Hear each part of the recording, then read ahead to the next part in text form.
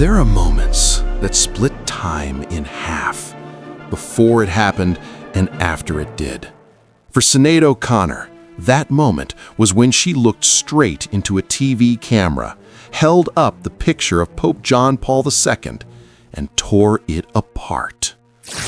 A single act, a single second that destroyed her career and revealed a truth the world wasn't ready to see. She was born in Dublin, 1966, a country draped in Catholic guilt and silence. Her childhood was not blessed. It was brutal. Her mother beat her, starved her, locked her up. Later, Sinead would say, "My mother was the person who taught me what God's cruelty feels like." When she was caught stealing at 14, she was sent to a reform school run by nuns. Inside those walls, she saw the darker side of faith. The priests who preached love, the sisters who punished it. There, a girl who'd been silenced found her voice, and she swore she would never stay silent again. When she first appeared on stage, people didn't know what to make of her. A shaved head, a piercing stare, no makeup. While pop stars sold beauty, Sinead sold truth. In a world obsessed with perfection, she was pure emotion.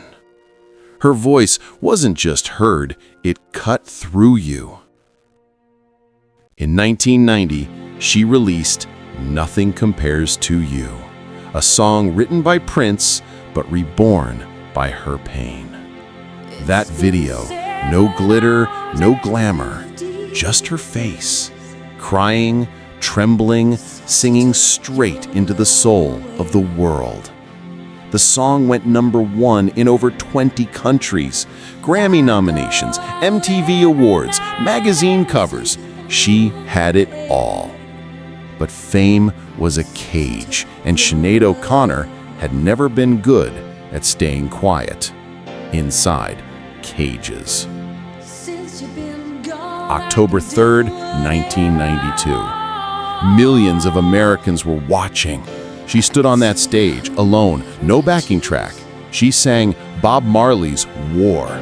But she changed the lyrics. She sang not about racism, but about the abuse of children by the church. Her voice shook, not from fear, but fury. And when the song ended, she held up a photograph of Pope John Paul II, the holiest man on earth, and said, "Fight the real enemy." Then she tore it apart. There was no applause, only silence. And in that silence, her career began to die.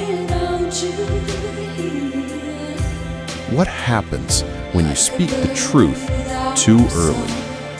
You don't just lose fame, you lose everything. The silence that followed wasn't peace, it was punishment.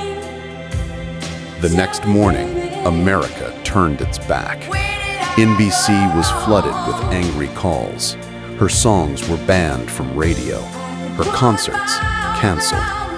A week later, she stepped onto the stage at Madison Square Garden, where artists were honoring Bob Dylan, her hero. But when her name was announced, the crowd booed, thousands of voices roaring hate. She tried to sing, but she couldn't. Instead, she stood there, trembling, and sang war again, a cry against hypocrisy, drowned out by noise. That night, she walked off stage.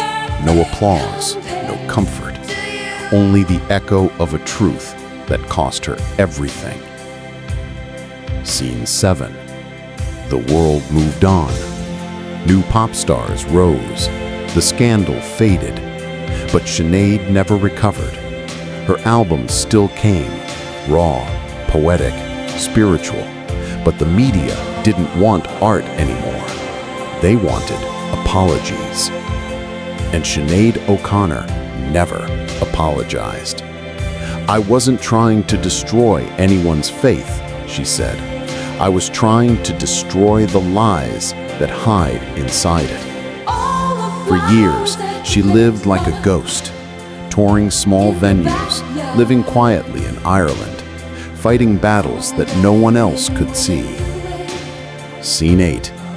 The greatest war was not against the church, it was against herself. Depression, bipolar disorder, 4 marriages, the loss of her son, each pain carving deeper lines into her music, her face, her soul.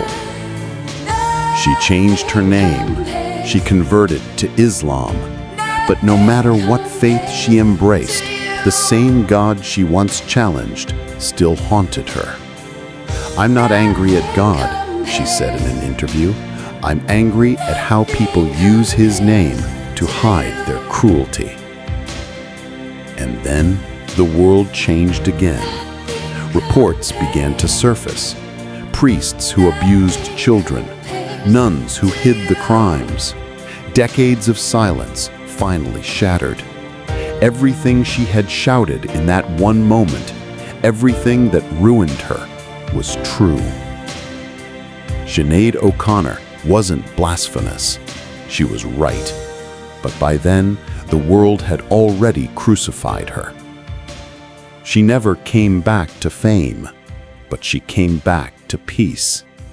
Audiences who once booed her now stood in silence, tears in their eyes, whispering, "She was right. She always was." In her final years, she wasn't a star. She was a survivor, a saint of sorrow. In July 2023, Sinead O'Connor was found dead in her London home. She was 56. Ireland wept.